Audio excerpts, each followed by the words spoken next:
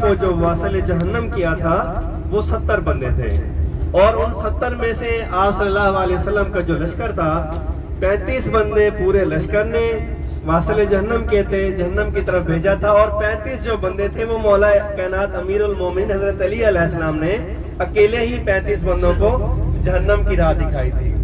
تو اس وجہ سے انہوں نے کہا کیوں آپ کیوں ایسا کہہ رہے ہیں؟ تو انہوں نے کہا کہ جو بھی کفار مجھے ملتا ہے وہ بھی کہتا ہے، مشرق والا بھی کہتا ہے علی نے مارا ہے، مغرب والا بھی کہتا ہے علی نے مارا ہے، شمال والا بھی کہتا ہے علی نے مارا ہے، جنوب والا بھی کہتا ہے مجھے علی نے مارا ہے۔ تو اس وجہ سے پوچھ رہا ہوں کہ کتنے علی آپ لے کے آئے تھے بدر میں؟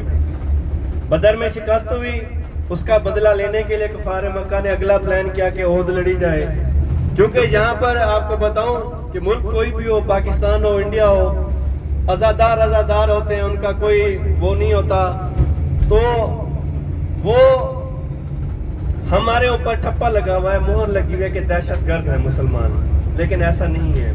وہ ایسا اس لیے نہیں ہے، آپ کو اس کی دلیل دوں کہ جو کفار مکہ تھے، مکہ کے رہنے والے جو کافر تھے، آپ صلی اللہ علیہ وسلم کے ساتھ جتنی بھی جنگیں کی وہ آپ صلی اللہ علیہ وسلم کے گھر میں آ کے کی۔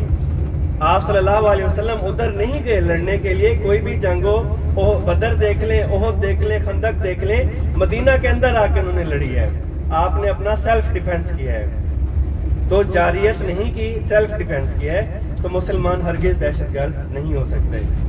تو بدر میں ہارے، پلاننگ کر کے احد آئے، احد میں بھی بری طرح سے پٹے، پھر اگلی پلاننگ تھی، جا کے بیٹھے، مایوس نہیں ہوئے، اگلی پلاننگ کی کہ اس کی وجہ کیا ہے، بدر ہم ہارے ہیں، احد ہارے ہیں، اس کی وجہ کیا ہے؟ تو وجہ انہوں نے جو سب کا متفقہ فیصلہ تھا وہ یہ تھا کہ علی علیہ السلام، کہ علی علیہ السلام نے بدر میں بھی ہرایا ہے، احد میں بھی ہرایا ہے، اگلا جو ٹارگٹ تھا وہ مولا علی علیہ السلام تھا۔ شروع کو ان کے دل میں حسرت تھی کہ مولا علی علیہ السلام کو جو ہے نا انہوں نے آپ صلی اللہ علیہ وسلم سے الگ کرنا ہے، لیکن تا قیامت الگ نہیں کر سکیں گے انشاءاللہ تعالی۔ تو ایسے ہوا کہ انہوں نے اگلا ٹارگٹ جو مولا علی علیہ السلام کو بنایا، تو کیونکہ سارے بزدل تھے کافر، ان کی جرت نہیں تھی مولا کے سامنے ٹکنے کی۔ مولا علی علیہ السلام سے کسی نے پوچھا کہ مولا آپ جنگ میں جاتے ہیں، جہاں پر آپ جاتے ہیں تو جنگ کی حالت میں آپ کو میدان جنگ میں کہاں پر پائیں؟ تو مولا علی علیہ السلام نے فرمایا کہ میں جہاں پر اپنے گھوڑے سے اترتا ہوں میں وہیں پر موجود ہوتا ہوں، نہ میں کسی کے پیچھے بھاگتا ہوں اور نہ ہی کوئی میرے پیچھے بھاگتا ہے۔ اور دوسری دفعہ مولا سے پوچھا کہ مولا یہ بتائیں کہ آپ کا گھوڑا سست رفتار کیوں ہے؟ مولا نے فرمایا تیز رفتار گھوڑے وہی استعمال کرتے ہیں جن کو بھاگنے کی ٹینشن ہوتی ہے، نہ علی بھاگا ہے نہ کبھی بھاگنے دیتا ہے، تو جہاں پہ اترتے ہیں وہیں پہ رہتے ہیں۔ تو جنگ بدر میں ہارے، احد میں ہارے، خندق آئی، وہاں پر کرائے کا بدماش لے کے آئے، ان کی اپنی جرت نہیں ہوئی مولا کے ساتھ لڑنے کی۔ عمر ابن عبدود ایک جنگجو تھا، ایک بہت بڑا پہلوان تھا، جو ناشتے میں ایک اونٹ اکیلا کھا جاتا تھا، مولا علی علیہ السلام کے ساتھ لڑنے کے لیے لے کے آئے۔ جبل سلا کا جو مقام ہے، جو پہاڑ ہے جنگ خندق کے مقام پہ، وہ جبل سلا ہے۔ جبل سلا کے مقام پر آپ صلی اللہ علیہ وسلم اپنے تمام صحابہ کرام رضوان اللہ اجمعین کو اکٹھا کر کے یہاں پر تشریف فرما، لشکر کی تعداد 3000 تھی، ان کی 9 سے 10,000 تھی۔ آپ صلی اللہ علیہ وسلم نے تمام صحابہ کرام رضوان اللہ اجمعین سے جنگ کے لیے مشورہ طلب فرمایا، اور جو مشورہ تھا سب کے مشورے لینے کے بعد حضرت سلمان فارسی رضی اللہ عنہ کا مشورہ آپ نے پسند کریا۔ حضرت سلمان فارسی رضی اللہ عنہ نے جو مشورہ دیا وہ یہ تھا کہ دونوں لشکروں کے درمیان میں خندق کھودی جائے جنگ کی حفاظت کے لیے، لہٰذا خندق جو کھودی گئی وہ جبل سلا سے، خندق والے مقام سے لے کے جبل احد ہے، آگے پہاڑ آپ کو دکھاؤں گا، وہاں نیچے اتریں گے، پارکنگ پلیس نہیں ہے، آپ مختصر سی تعداد میں آپ کو انشاءاللہ لے کے چلیں گے، زیارت کروائیں گے اس جگہ کی، نیچے اتریں گے تو وہاں پہ احد تک خندق کھودی گئی، جبل سلا سے احد تک، جس کی لمبائی 3 سے 4 کلومیٹر تھی اور چوڑائی 2.5 سے 3 میٹر تھی۔ تو مولا علی علیہ السلام، وہ جو عمر ابن عبدود پہلوان تھا، وہ خندق کراس کر کے آ گیا آپ صلی اللہ علیہ وسلم کے لشکر کی طرف، اور آ کے آپ صلی اللہ علیہ وسلم کو للکارا کہ ہے کوئی آپ کے ایسا مرد جو میرے ساتھ لڑے۔ تو کچھ شریف المزاج انسان تھے، شخص تھے آپ کے ساتھ جو کبھی لڑنا پسند نہیں کرتے تھے، ہمیشہ شرافت کی زندگی میں رہتے تھے. ان کی کوشش ہوتی تھی کہ یا پیچھے پیچھے رہیں یا بھاگنے والوں میں آگے آگے رہیں. تو آپ صلی اللہ علیہ وسلم نے جب دیکھا تو انہوں نے اپنی نظریں نیچے کر لی کہ ہمیں چھوڑ کے اگلے کو دیکھیں. تو ان کی طرف دیکھا، ایسے دیکھتے تھے. مولا علی علیہ السلام پر جب نظر پڑی، مولا نے کہا مولا حکم کریں آپ، میں جاتا ہوں جنگ کے لیے. تو آپ صلی اللہ علیہ وسلم اپنے حجرے میں لے گئے، اپنی لالائن ابا کبا مولا علی علیہ السلام کو پہنائی، مولا کی آپ نے پہنی. اور جو باہر آئے تو مولا علی علیہ السلام کو اپنا امامہ ان سب کے سامنے آپ صلی اللہ علیہ وسلم نے مولا علی علیہ السلام کو پہنایا اور مولا علی علیہ السلام کا امامہ آپ نے پہنا. دکھانے کا مقصد باہر آ کے یہ تھی، کیونکہ ساری تیاری جنگ کا سامان آپ نے حجرے میں کروایا تھا، آپ امامہ بھی اندر پہنا سکتے تھے، لیکن آپ کو پتہ تھا کہ میرے بعد کوئی اور مسئلے ابا کبا نالین کے نہیں ہوں گے. میرے بعد جو مسئلے مسائل شروع ہوں گے وہ میری دستار کے ہوں گے، میرے امامے کے ہوں گے. یہ آج بھی علی کا ہے، یہ کل بھی علی کا ہے.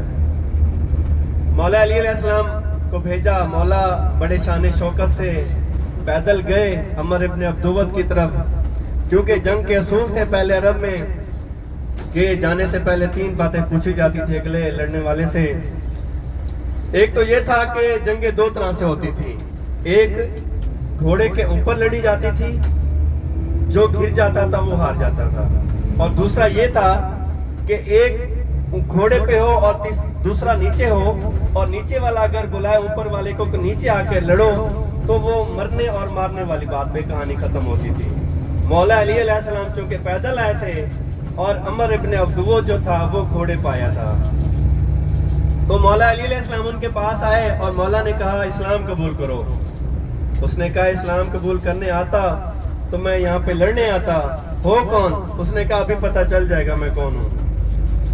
اسلام قبول کرو. نہیں کرتا واپس چلے جاؤ. انہوں نے کہا کہ بے شک یہودی تھا، نان مسلم تھا، کافر تھا، لیکن غیرت مند تھا.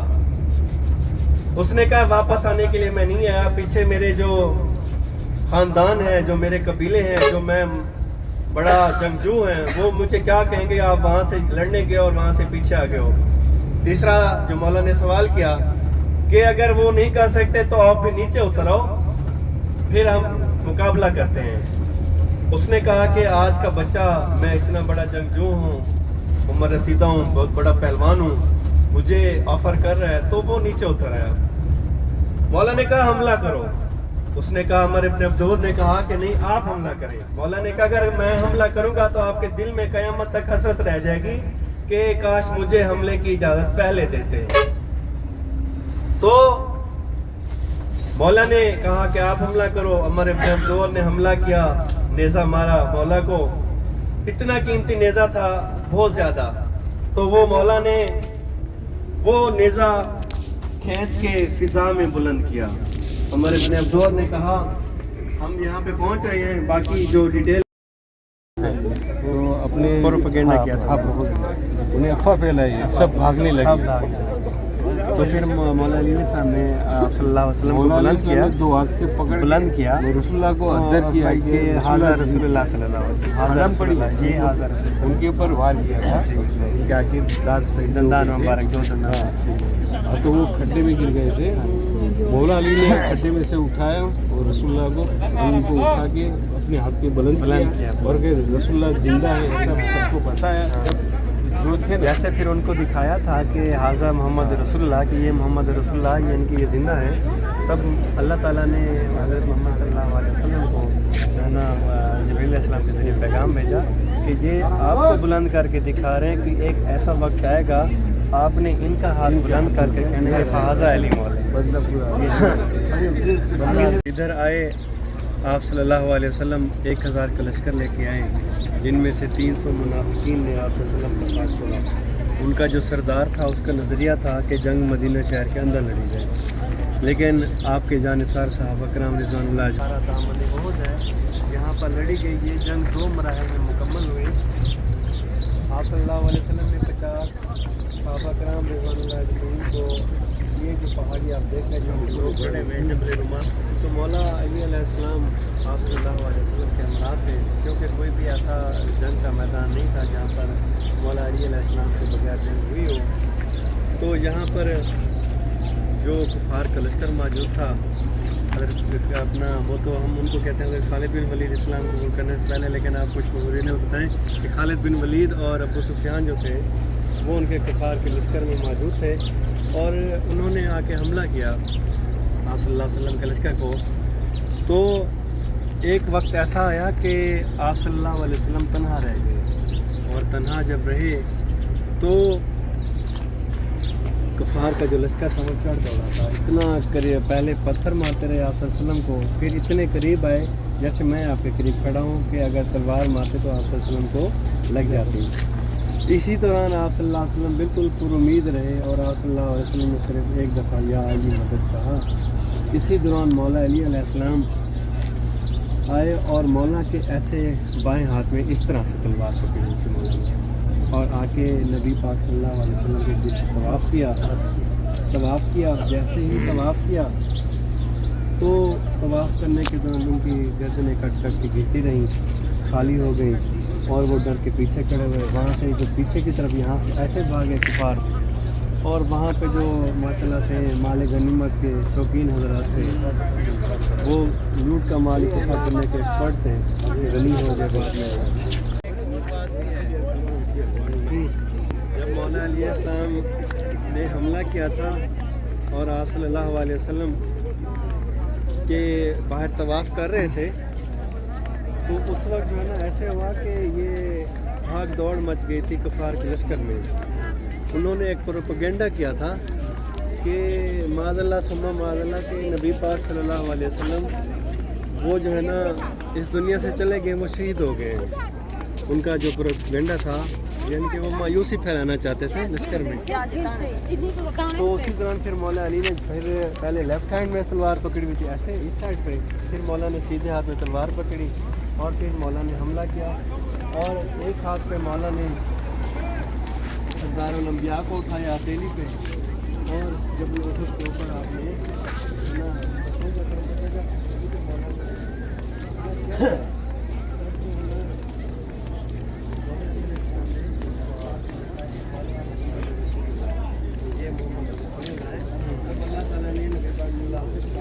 فرمایا کہ اس حاضر محمد رسول اللہ کا آپ نے واپسی مولا علی علیہ السلام کو بدلہ دینا ہے.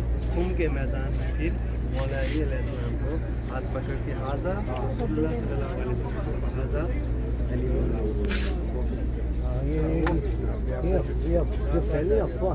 اللہ.